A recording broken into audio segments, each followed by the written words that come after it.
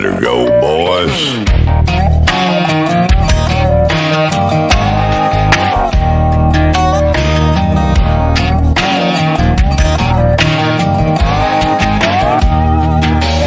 Well, I got up early on this Lord's Day with the sun peeking through the curtains.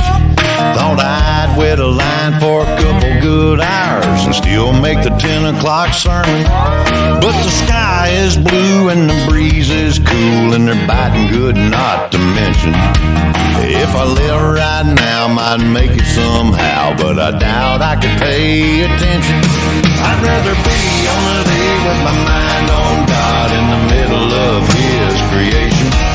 In an old John boat with my Zipco rod for some private conversation. There might be a few people talking bad about me when they see that I'm a missing, but I'd rather be on the lake with my mind on God than in church with my mind on fishing. Welcome to Esox Explore. I'm Chuck Nelson, your host. Today I am going to talk about maps, studying maps, and better preparing you for your time on the water. Whether it be home water, whether it be new water. If you go into a trip as prepared as possible, it's going to do a couple things. One, you're going to be able to fish smarter once you get on it. And two, it's going to shorten up your learning curve on that body of water. Once you get on the water, you're going to have to read the water. The water is going to scream to you and tell you a whole lot of information if you know what to look for. I'll share with you as well what I look for when I get on the water. If you take nothing else away from this video, I do hope that the links that I share with you for free online maps that you can load onto a computer or onto your phone do help you. By using those along with the paper charts that I'll talk about, it should help you once you get on the water. You've heard me say this in past videos, and I can't stress it enough, but first and foremost, well in advance of your trip, order yourself up a good lake map or lake chart. Fishing hotspots are popular maps, bar none, but personally I would not recommend them unless they're the only thing available for your lake. When I'm talking a map, I'm talking a chart, I'm talking a NOAA chart. And it's not little, these aren't little maps. This is one of three for my trip this year, this summer, that I ordered up. It's a new to me body of water. It's a new to me body of water. And I have 4 that I can get for the lake, 4 of these charts. I have 3 out of the 4 for the different areas. They're that detailed. It's a big body of water, but you can get these and it will pay dividends in the long run. This chart is for a Canadian lake. Those are going to be made and printed through the Canadian Hydrological Services in Canada. What I do is I have a site that I order mine from. There's many sites out there. The site that I use is going to be this one here. This is the Landfall Navigation site. That's where I order my maps from. They will have everything that is available in the United States, whether it's inland, larger inland lakes, things like that, to coastal waters, to river systems, and then you can also order Canadian charts. They end up contacting Canada, Canada ships it to them, and then they go and they ship it to you. You could also order it straight through the chart service in Canada, but I choose to go through Landfall Navigation. Again, U.S. bodies of water are printed in the United States. Canadian bodies of water are printed in Canada. They used to have and allow Canada used to allow the United States companies to print the charts out and ship them. Now Canada does all the printing. One thing that you'll see on these as well is on the bottom, in big red letters, it says metric. All of these depths are in meters. So make sure that you are able to convert. Make sure that you're able to convert those, multiply by about 3, and then you're going to be safe. But you're going to have to convert those to feet if you're using a Canadian map that says that it's metric. Now what I'd like to do is take you and actually show you on the map what I'm looking at on one of the charts that I had gotten and everything. So why don't we take a look at these right now on one of these charts, and let me explain how I attack this map and what I'm looking at. This is a map of a part of a body of water I'm going to be fishing for the first time this summer. This is actually one of 3 maps that I received on the body of water. There are 4 like this. To give you an idea how big this is, here's a meter stick.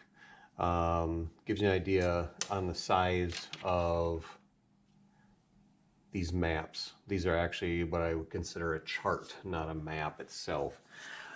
What we're going to do is we're going to work on breaking down the map, how I attack new water like this. I am staying in this area of the lake.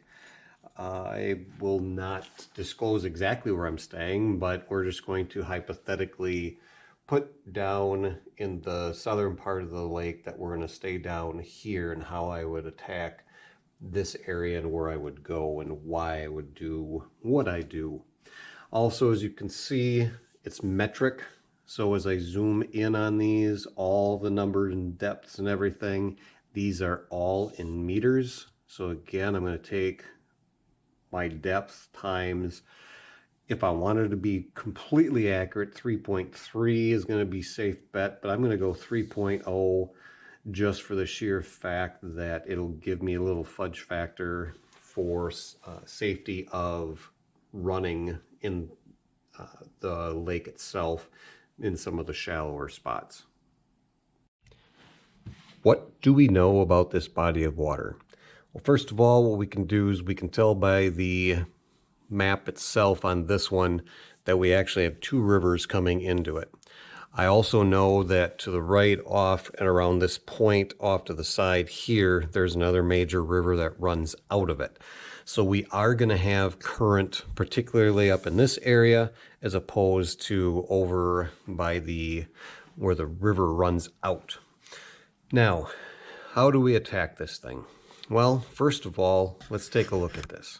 If we go and take a look, and we're staying down here in the southern part of the lake. I have a lot of structure down here. All these old numbers, all these islands and things.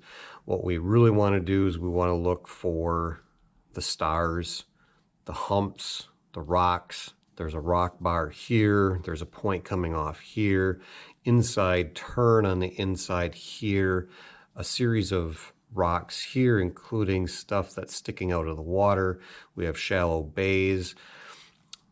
The water itself will get to 9 to probably about 12 to 15 feet out in the main basin. We get over to where the main river runs out, and it'll get to 80, 90, and 100 feet deep in that area. Another narrow down here.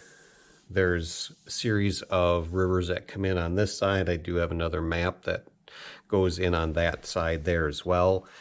But we're going to focus on this one here. Now, what I want to do is I want to mark where I'm staying on the map, whether it's down here or wherever, but we're going to say we're staying down here in this bay. What we want to do is mark that, circle it. That's going to be our starting point.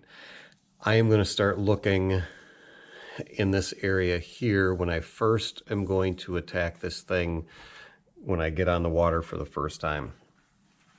What I also want to do then is I'm going to go and I'm going to say, okay, well, there's a resort up here, there's a resort here, there's a resort here, and maybe one over here. I want to mark those. I definitely want to mark those.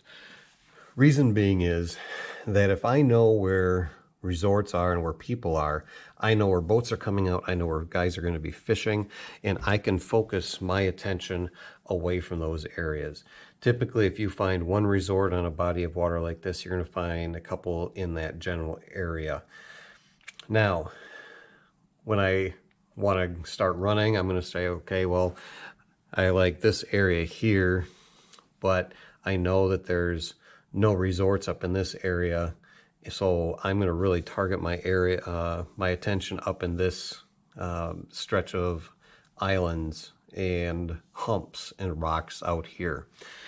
One thing that I really find intriguing is this right here, kind of out in the middle of nowhere. This complex right here out in the middle of nowhere. The Nicel, this is going to be about a 9 to 10 foot saddle. We'll call it almost a little flat in between rocks that top off that are going to be marked by a buoy and the tip here. Now, with that being said, we have to remember that we are going to have current coming down here. It's going to probably slow up as we get into the lake itself. Might have some coming in here, but we're going to have a big outflow of current over on this other side as we go over here. One way that you can really find the current and watch the current is watching the weeds. So you get into areas with cabbage and you're going to see those things moving in the water. You're going to see them laid over. The more current, the more laid over they are, the less current they're going to stand right back up. And I saw that on Green Bay last year.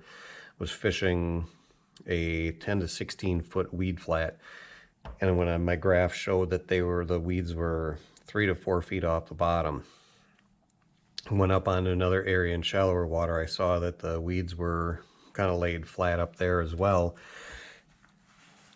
2 days later, went back. Well, I'd been fishing it, and those weeds in 10 to 16 feet were within 2 feet of the surface. They stood right back up, so that cabbage was nearly to the surface, made it really easy and nice to fish over top of, but boy, did it hold fish. This is going to be a typical Canadian Shield type of lake. I'm going to look at the flat here. The lighter colored or the darker colored area, going to be a little bit shallower water. We're going to be getting, I want to be getting out into this area here, kind of a shallower bay with some little bit deeper water in between. Not much, but it's going to be enough. And then rocks on the outside. A lot of times what these fish will do is they will transition from the weed bays out to the rocks, some of the main lake rocks, things like this out here, which is very, very intriguing and everything, but yet they're close enough to the weeds on here which goes back in. If we can find weeds around these rocks, mid-lake rock humps and things like that, all the better. This one little one right here, I want to search that one out. It shows as R is rock. It shows as 2, so it's about 6 feet, but yet around it is going to be anywhere from 8 to 12 feet around it. So it's going to have a nice little shallow spot there. Same with over here, right outside of a weed bay. Or I'm going to assume that it's going to be a weed bay from what it's showing on here. These are weeded bays. Now this neck down here is going to be something that I definitely am going to want to hit. It's going to have current coming through it. We've got structure. We've got a main channel. We've got shallow water on both sides. It's showing emergent rock where it's coming out of the surface. It's dangerous. It's hazards. You have areas where it's showing it's R's rock, and it's also showing that it has some weeds in that area. That is going to probably be a nice little area there. If we take a look up here, this one has almost an elbow to it, inside turn up onto that flat. We get down in between islands, the flat's there. Any points like I had set up here, the flat between the point of the mainland, the point of this island over here, and hopscotching these areas here as well. This is going to be a very complex body of water to fish. It's going to be a fun body of water to fish. Spending a week up here pounding on this thing to see what we can find, see what we can get. I'm optimistic, not overconfident, but I'm just optimistic that I'm going to encounter fish quite quickly on this body of water as I've done my homework. So when I'm looking at a map like this, a chart like this, I am studying in detail all these little spots. Okay, why are these going to be holding fish as opposed to something else? Do I know that for a fact? No, but doing my homework in advance, getting a chart like this, getting this detailed, I'm actually able to put a game plan together going into my trip. My learning curve on this body of water is going to be cut down immensely. If I'd go in without a chart and just hit the water and say, okay, let's see what the GPS map says, I'm doing myself a disservice. I'm going to be wasting a good chunk of the week just trying to figure things out. But with this chart and a chart like this, the NOAA chart, you are going to be able to build your game plan for the week. Now, with that said, you have plan A, plan B, plan C. You might start out the morning fishing plan A, and by the end of the day, you're all the way to plan Z already with these muskie in a body of water like this. It is going to be ever changing. It's going to be based off of winds. Are we going to have west wind? I'm going to fish the windward side and the edges and the backside points where I know that I'm going to have current coming off the side and wind pounded faces. If I can find rock and weed that have wind pounded, all the better. If I can get wind and current, that's going to be key. But one nice thing with the current, that's going to actually almost act like my wind a lot of times when you deal with the islands and the faces and things like that.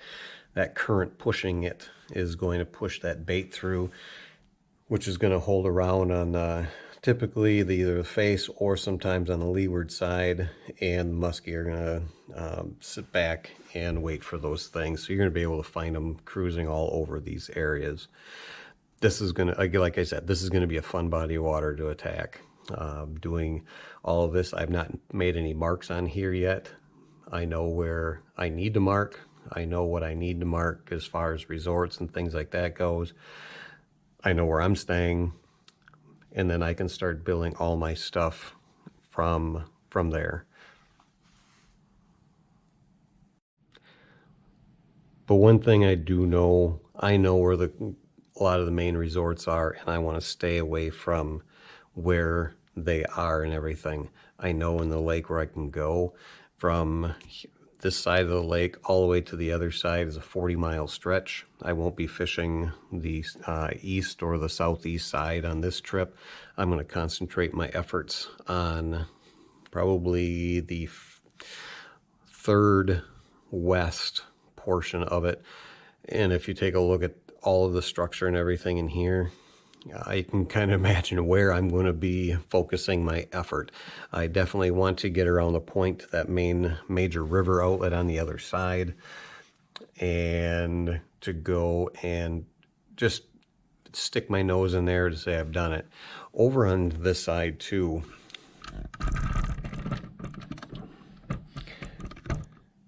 there's going to be another current area coming through here that's going to go down and into the river area. This is going to be some key water on this side that I'm going to want to take a look at and kind of target. Also, these shallow spots out here, out and away from that, we're starting to get into that consistently 15 to 21 feet of water out over in here. So it's starting to get deeper, but yet then we have that 6 to 8 foot, 9 foot humps surrounded by that little bit deeper water. those are going to be critical. Again, that one there, that's going to be one I definitely want to take a look at. So this is where we're at. This is how I would break down a map of new water. And I think that if you can do the same by getting these charts, staying away from the fishing hotspots maps and going with NOAA charts, you are going to be much happier as far as what you see and what you're able to do with it. Yes, the fishing hotspots maps fold up nice, but these will show you more of the detail of what you really need to know and where you can concentrate your efforts on. Again, Canadian Hydrological Service is the one that prints these maps out. So you'll want to make sure that you visit the website that I share for ordering up your NOAA charts, because they also can get them for the United States waters and Canadian waters for you. Now what I want to do is I want to share with you 3 different sites that you can load onto your computer or onto your phone and use those to study pretty much any body of water, and they have all the nice contours on them and everything. I'm going to show you my computer and go from there so you can have an idea of what they look like and where to go. I will share all the addresses. They're longer web links, so I will put those on a slide at the end, but I will also talk about those and show you those so you can go on and play with those. But let's get into those. Here's the first web page I'd like to introduce you to if you're not familiar with it. It's webapp.navionics.com. Just being a Navionics site by Garmin Company, it's going to, of course, be a nice site to use. Doesn't look like much. You have your United States. Doesn't show much for smaller bodies of water. But if we go over here and we zoom in, now we can start getting some of the bodies of water to show up. Doesn't look like anything great yet. Let's go up and let's take a look at Lake of the Woods. Oh, look at the buoys start popping up. And one more, and we are going to have contour lines. It's going to show you all that kind of good stuff. So that is going to be some detail. You're going to be able to catch that on Lake of the Woods. Now, you're saying, okay, it's a bigger lake. That's great. But what about some of those maps in one of those lakes in Minnesota that we might fish? Well, let's take a look. What do we have? And why don't we go into Pelican? There's Pelican Lake in Minnesota. A lot of contour lines there. You're going to be able to see that. So it has a whole bunch of different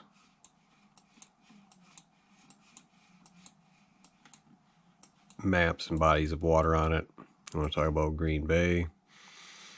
There's Green Bay. Has Green Bay on it. How about the Eagle River chain? Actually, you know what? I'm going to show you one here. Used to live in Rhinelander. And one lake that I liked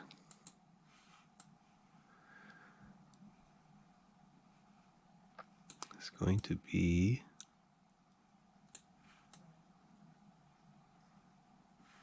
it's been a while since I've been up there.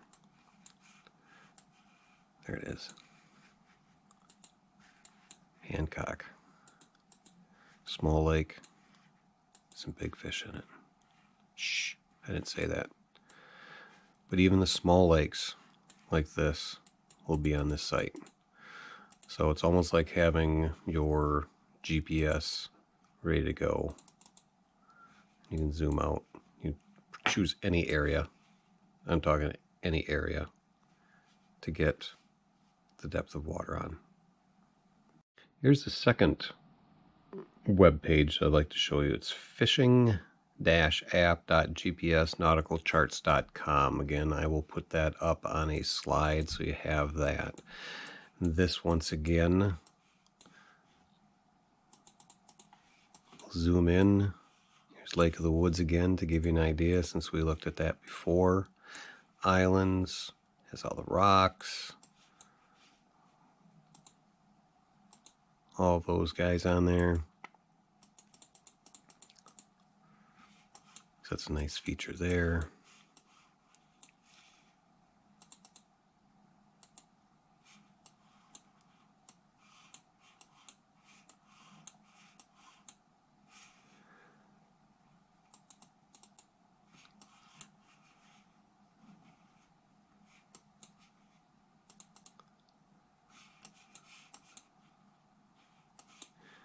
So it has, this one is another really nice site to use. One thing that I would recommend when using these things is a mouse. Don't use the pad. Don't use a mouse pad. It's kind of a pain in the butt with that. This will show you that.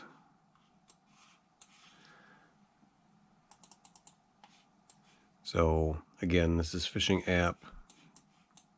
fishing-app.gpsnauticalcharts.com.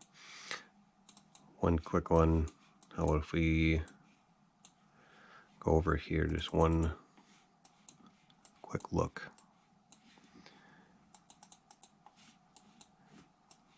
Does anyone know what this one is? Mighty Chippewa Flowage. Yes, that's how detailed a free app or a free web page can be. Again, I will post the link to that, or the web address, and I'll have that at the end of the video. This last one isn't a great one, but it does the job. It's another one. It's topozone.com. I did topozone.com/Wisconsin/Sheboygan. I live in Sheboygan County in the Sheboygan area. But what's nice is you can get to anything with this from this one. If we go over here and we open this up, upper right hand corner, up over here, I'm able to go up, open that up, and I can choose the topo map. And that'll show me that here. So that shows me all the streets and stuff, of course. But give you an idea, Green Bay's close by. I can get my depth for Green Bay here. We took a look at the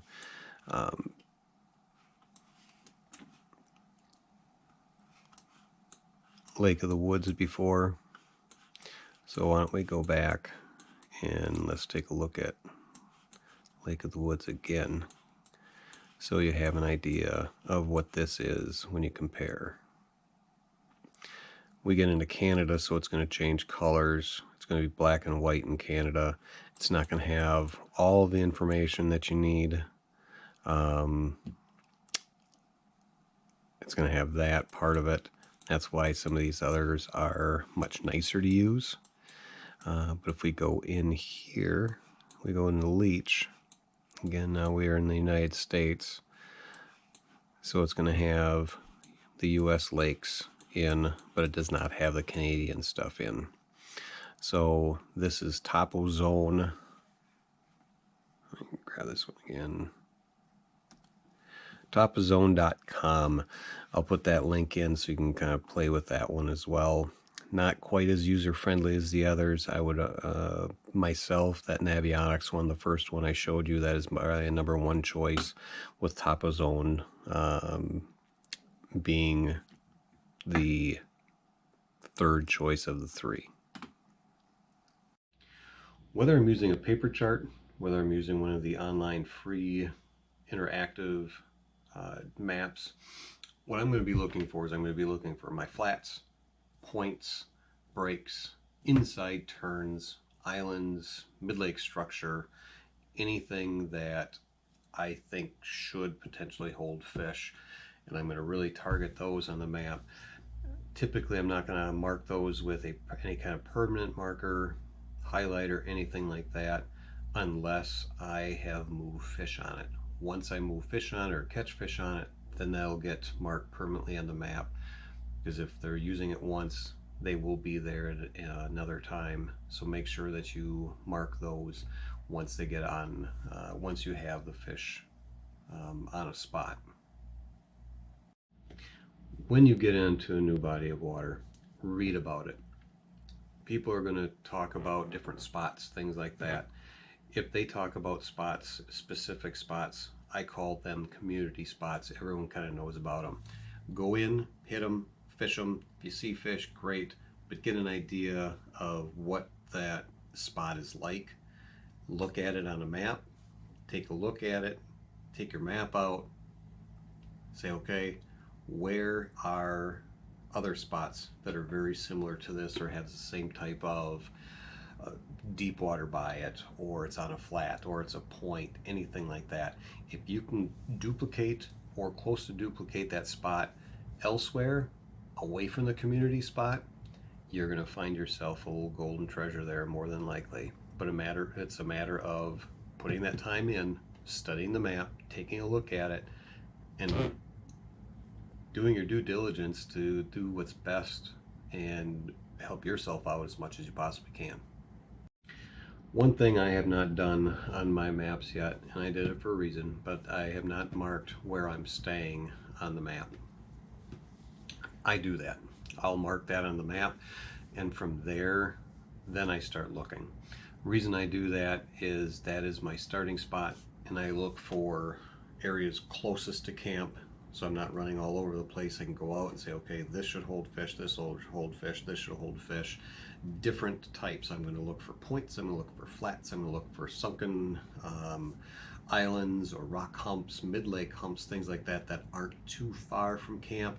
So I can go and I can kind of target those and just kind of do some quick hits, see where, if I'm moving fish, whether it be shallow rock, whether it's going to be open water structure. At that time, I'll also be able to tell where weeds are, kind of what the weed line is, what depth that's at. But once I found those, I can duplicate that elsewhere. Again, I'm looking for rock piles, islands, mid-lake humps, mid-lake bars, flats, river entrances, where rivers exit the lake.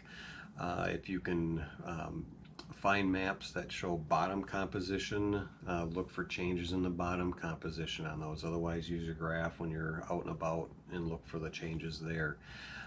Find the bays, the channels, because you're going to have river channels on the bottom and everything. Some of the bodies of water, depending on what they were prior to them as a lake, or if you're on a river system, then they are going to have typically a channel. Inside turns, outside turns. Look for areas that might have current, neck downs, areas by river mouths or the entrances or exits of the rivers and things like that. But if you can find neck downs, that's going to kind of concentrate that current, make it a little bit faster, and you'll be able to probably find some fish on there. When you're setting up a game plan, one of the big things is set up multiple, not just one. More than likely, what you started out with was plan A. By the end of the day, you might be on plan Z. Reason being is the fish are going to tell you where they're at and what differences you need to make in your game plan. Wind is going to play a big factor. If it kicks up, you're going to be pushed around and kind of be limited, possibly, depending on your boat, but possibly be limited on where you can fish is on the body of water, and if you need to stick a little bit closer to home.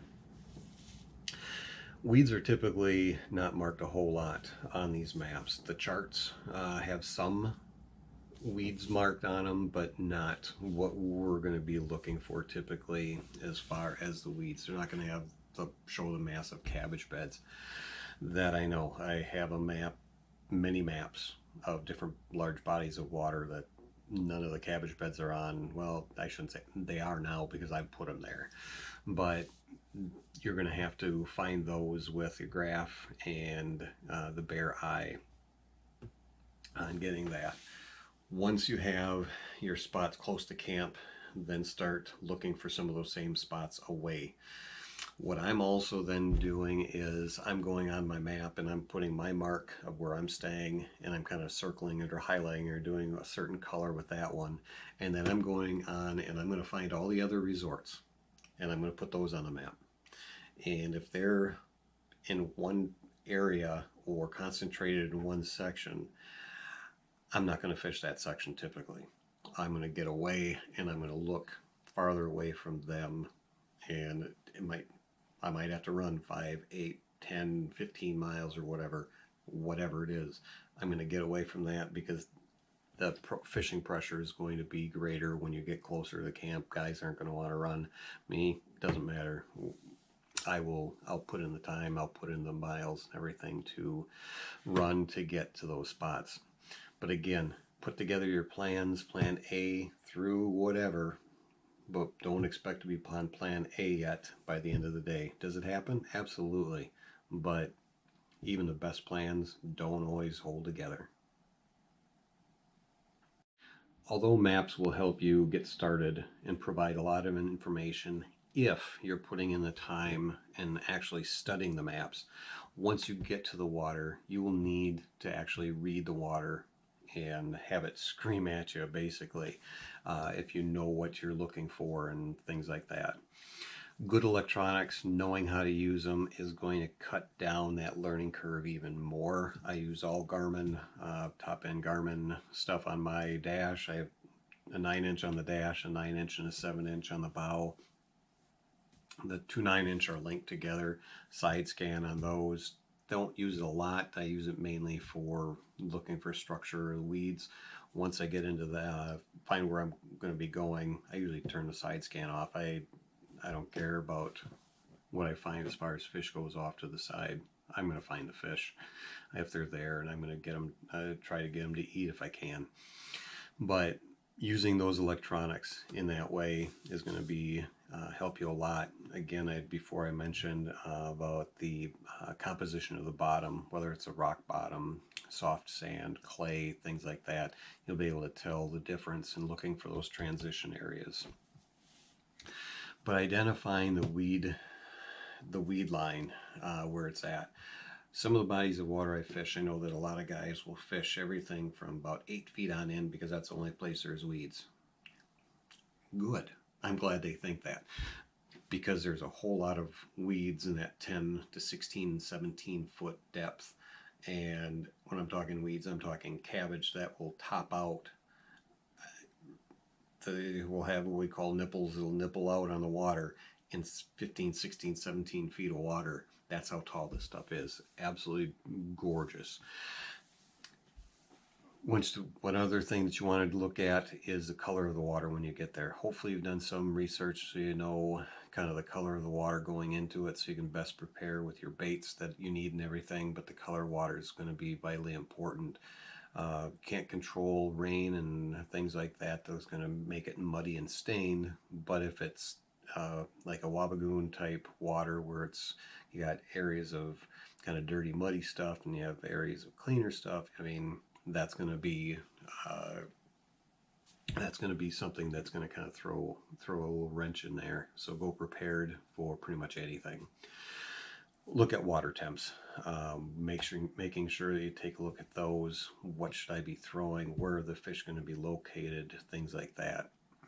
Water clarity, the flowages, things like that might be tannic acid, but they're going to be possibly a clear tannic, where they're not going to be a dirty. You could have a dirty bloomed area, like if you go up to Lake of the Woods, that mid-July time frame, and you hit the bloom up there. Oh, It can be a nightmare, but there's enough water you can get out of it and get away from it. One thing I also want to look at is reading the shorelines. Remember, the steeper the shorelines, the steeper the grade on that typically will indicate a faster drop off to deeper water. A more gradual decline to the water, and you're going to typically look at a slower drop to the deeper water. So it's going to be more gradual out and not have the sharp breaks in close to shore, whereas the deeper ones can. Look for current. Lakes that have good outflow of rivers or inflow will have good current toward the main outlets or inlets on those. And those are going to be compounded if we get a lot of rain during the summer leading up to your trip. It can change and everything. So Lake of the Woods was high last year. All lakes are going to have moving water of some kind, whether it's going to be dealing with the inlets and outlets of rivers or creeks, or whether it's going to be wind. But you get into bigger bodies of water and you are going to be looking at currents of some sort. Give you a prime example, Green Bay last year, I got fishing on the spot. Knew there was deep cabbage there and everything. Looked at my graph and it was like 3 to 4 feet. And I thought, man, this time of year it should be up higher. But it was down. I could see it kind of laying down at 3 to 4 feet. When I went up in the shallower water, where's my cabbage? Kind of looked down, I could see, and it's like laying flat on the bottom. It's almost like it would look dead because it was laying flat on the bottom. Current was so strong, pushing the cabbage right flat over. It was like that for about 2 days. I kept fishing, moved fish here and there and everything.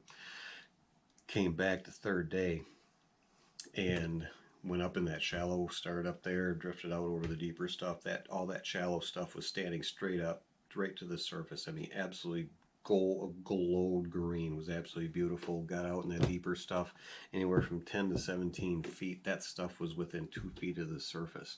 So all of that cabbage out in deep water didn't sprout up 6-7 feet overnight.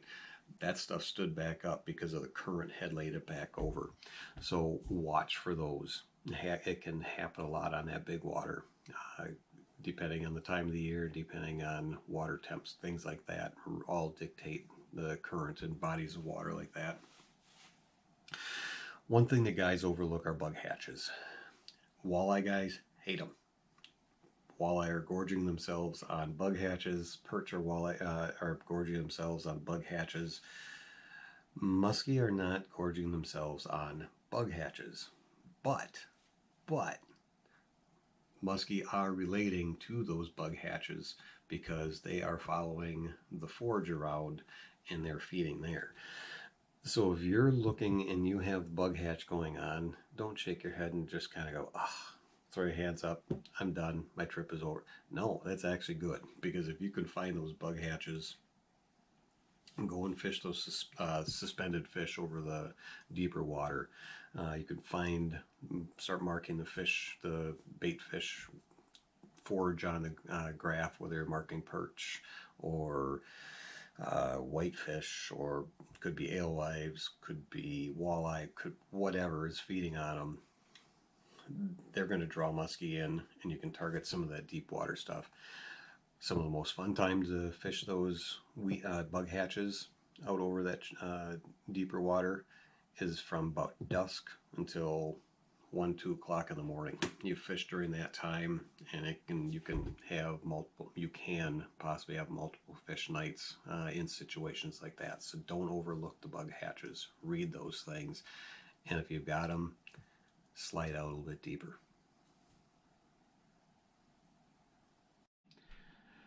Well, all I can say is study those maps and prepare for your trip like it's a final exam. By preparing ahead of time, your learning curve on the body of water is going to shorten significantly. You're going to know everything about it? No, but you are going to know a lot about that lake already and the structures that you want to fish and where those are. Also, by preparing, your confidence will ultimately increase dramatically, which will allow you to relax a little bit more.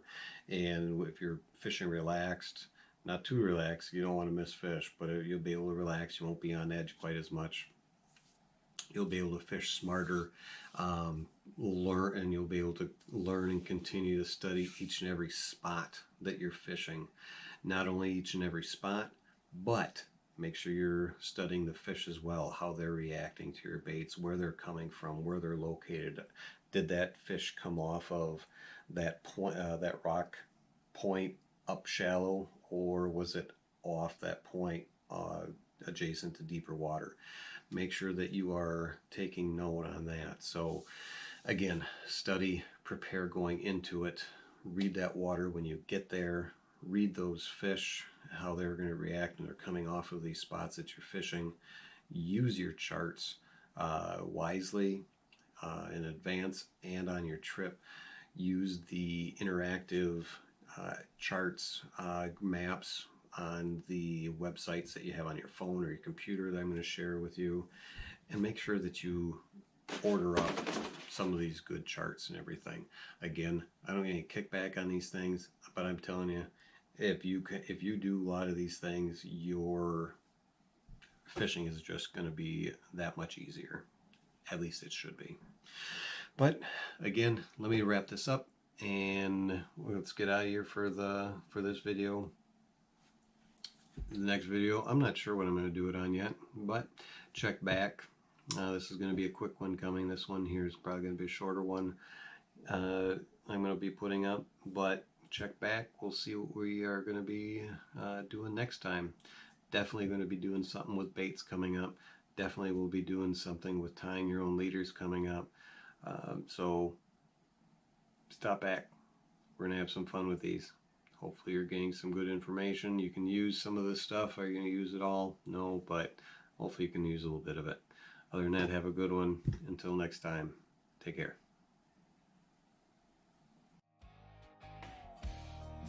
Well, I like that preacher and I love how it feels when he really gets to throwing down.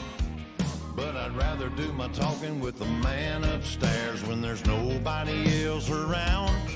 If I was there right now, I'd be thinking about which lure I was gonna cast. And he don't need another fool sitting in that pew dreaming about a 10-pound bass. I'd rather be on the lake with my mind on God in the middle of his creation, in an old John boat with my Zebco rod for some private conversation. There might be a few people talking bad about me when they see that I'm a missing, but I'd rather be on the lake with my mind on God than in church with my mind on fishing. With my thoughts a-drifting, I ain't even listening, while it all goes right over my head. I'd rather be on the lake with my mind on God in the middle of his creation, in an old John boat with my Zebco rod for some private conversation. There might be a few people talking bad about me when they see that I'm a missing, but I'd rather be on the lake with my mind on God than in church with my mind on fishing. I'd rather be on the lake with my mind on God than in church with my mind on fishing. With my mind on fishing.